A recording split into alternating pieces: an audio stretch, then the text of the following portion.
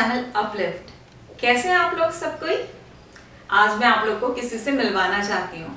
मिलना चाहेंगे ना आप लोग? मैं आपको आपके बेस्ट फ्रेंड, आपके बेस्ट साथी से मिलवाना चाहती हूँ। जी हाँ, बिल्कुल सही सुना आपने, आपके बेस्ट फ्रेंड से मिलवाने वाली हूँ मैं। जानना चाहते हैं आपका बेस्ट फ्रेंड कौन है? आपका बेस्ट फ्रेंड है आपका सेल्फ रिफ्लेक्शन। आप सोच रहे होंगे ये सेल्फ रिफ्लेक्शन क्या भला है? सेल्फ रिफ्लेक्शन को पहले समझते हैं। सेल्फ रिफ्लेक्शन कुछ भी नहीं है बल्कि खुद को जानने की एक प्रोसेस है। सेल्फ रिफ्लेक्शन खुद का आत्म अवलोकन करने की एक प्रोसेस है। इससे क्या होगा? सेल्फ रिफ्लेक्शन अगर हम करते हैं तो इसके फायदे भी तो हमें समझने होंगे, है ना? सेल्फ रिफ्लेक्शन से क्या होगा? अगर हम कोई काम कर चुके हैं तो उसे और बेहतर ढंग से हम कैसे कर सकते हैं, ये हमें जानने का मौका मिलता है। और अगर हमने कुछ गड़बड़ कर दी है उस काम को करते समय, तो उस गड़बड़ को कैसे सुधार सकते हैं, ये जानने का मौका भी हमें सेल्फ रिफ्लेक्शन से मिलता है। लेकिन आज के इस भागम भाग की दौड़ में हम लोग खुद को टाइम देना तो मानो भूल ही गए हैं। हम हमारे दोस्तों के साथ टाइम बिताते हैं, टीवी, सोशल मीडिया, अखबार, सबके साथ हम टाइम बिताते हैं, लेकिन जो हमारा सबसे प्यारा और सबसे अच्छा साथी है उसी को टाइम देना हम भूल गए हैं। लेकिन आप जानते हैं, अगर हमने ये सेल्फ रिफ्लेक्शन प्रोसेस को स्टार्ट कर दिया तो इससे अच्छा कुछ हैपनिंग हमारे लाइफ में नहीं होगा, क्योंकि सेल्फ रिफ्लेक्शन हमारे लिए एक बहुत बड़ा सलाहकार बनने वाला है।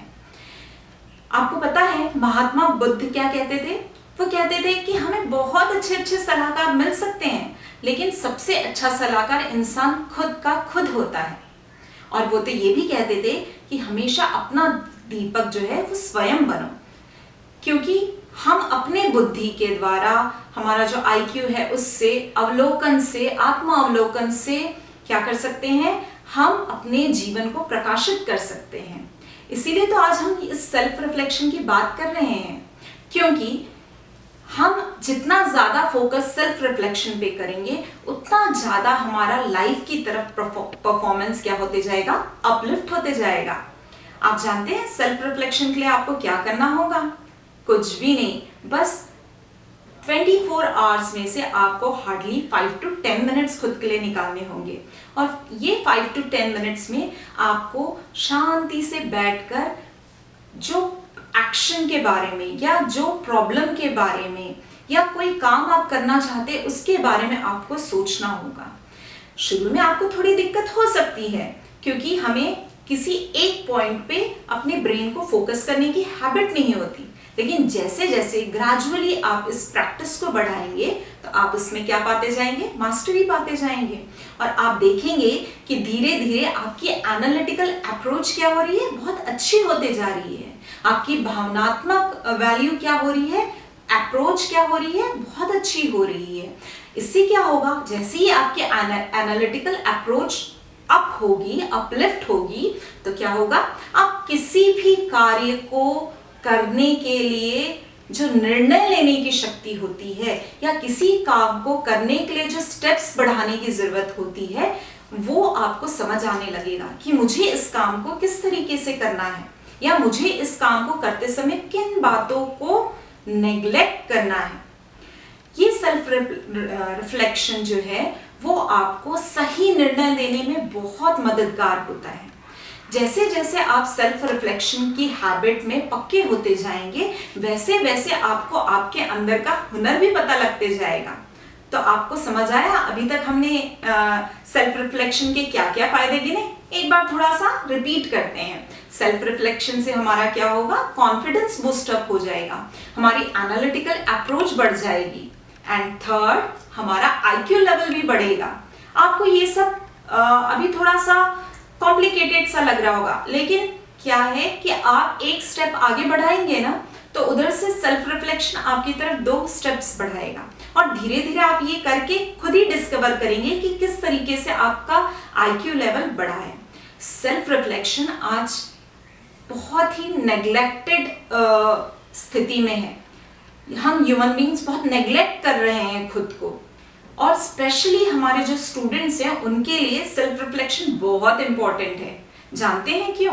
क्योंकि हमारे जो स्टूडेंट हैं वो एक गीली मिट्टी की तरह होते हैं, है ना। हम उन्हें जैसा शेप देंगे वो वैसे ही आगे बढ़ेंगे।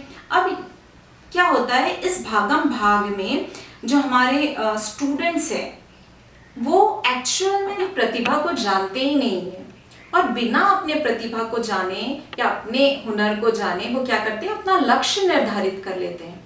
ऐसे में क्या होगा, भटकाव होगा। अगर हम हमारी क्वालिटीज को, प्रतिभा को बिना जाने आगे बढ़ेंगे तो भटकाव स्वाभाविक है। इसीलिए हमें सेल्फ रिफ्लेक्शन करके खुद को एनालिसिस करना बहुत जरूरी है। और ऐसा करने से क्या होगा, डेफिनेटली अगर हम सेल्फ रिफ्लेक्शन हमारे स्टूडेंट्स करते हैं, उस पर फोकस करते हैं, आत्म अवलोकन, चिंतन और अपने आईक्यू लेवल को अप करते हैं, तो उन्हें पता लगेगा कि उनके इंटरेस्ट कौन से एरिया में है, उनका परफॉर्मेंस किस एरिया में बेस्ट है। और इस तरीके से वो अगर अपने लक्ष्य को निर्धारित करते हैं तो उनका निर्णय क्या होगा, फ्रूटफुल होगा। तो देखा आपने कि सेल्फ रिफ्लेक्शन किस तरीके से आपसे बेनिफिशियल है, आपके लिए बेनिफिशियल है। हाँ, लेकिन इसमें एक शर्त जो है सेल्फ रिफ्लेक्शन करते समय के लिए, उसको हमें ध्यान में जरूर रखना है।